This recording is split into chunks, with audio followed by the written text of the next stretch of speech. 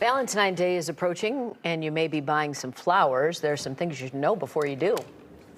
Executive Editor of Consumers Checkbook, Kevin Brassel, joins us this morning. Good morning. Good morning. So are the flowers at the grocery store any different than the ones at the fancy florist shops? Yeah, ish. I mean, they're all coming from the same field, basically, but I think that most people should be aware that florists, really good florists, they're not all created the same, right? Are going to have far higher buying standards than the big supermarket chains would, for example.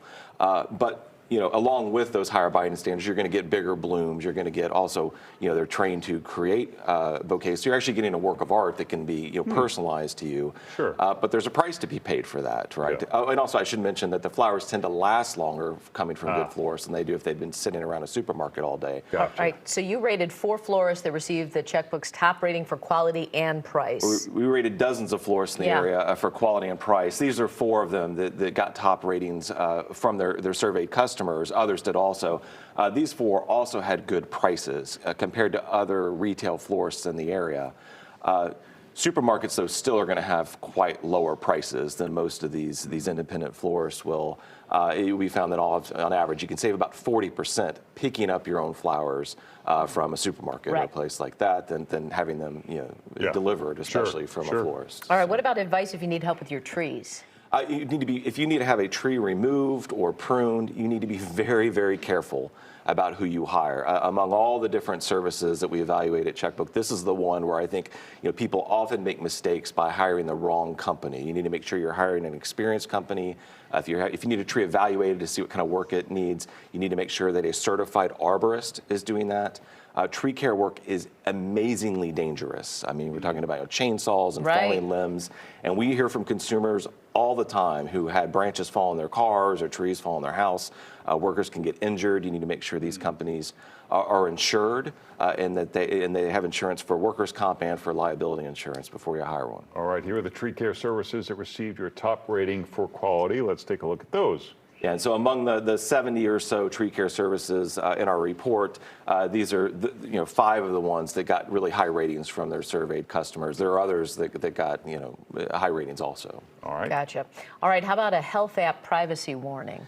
Yeah, I think a lot of people, when we're wearing wearable tech or we're using websites where we're even doing an internet search for a health condition, we think that, oh, that's medical information, and therefore it's protected under HIPAA or something like that.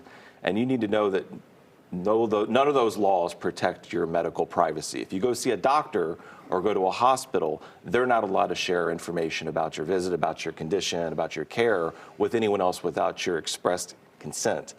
But these wearable tech, these websites, apps that are tracking your health, weight loss apps, workout apps, nutritional apps, they can and often do share your data. Now, you're not talking about like if you go to the doctor and that medical group has where you can access your doctor and your statistics from your doctor's office. If you go to a doctor, then it's protected. And their app is protected. It's protected. Okay. But a nutritional app you download, a weight loss app, wearable tech, tracking your heart rate, that information is not protected by law. And the companies scooping up that data often do sell it to other companies. Interesting. And don't really have to disclose to you what they're doing with it. And a big problem is some of these apps where they've promised not to share data in their terms and conditions, which who's going to read those, right? I mean, they're dozens of pages usually, went against its own terms and conditions and was sharing data with other companies. Why do those companies want to know my heart rate and how many steps I took? Well, and they want to know everything about you these days. I mean, companies are sharing and trading and buying data on you,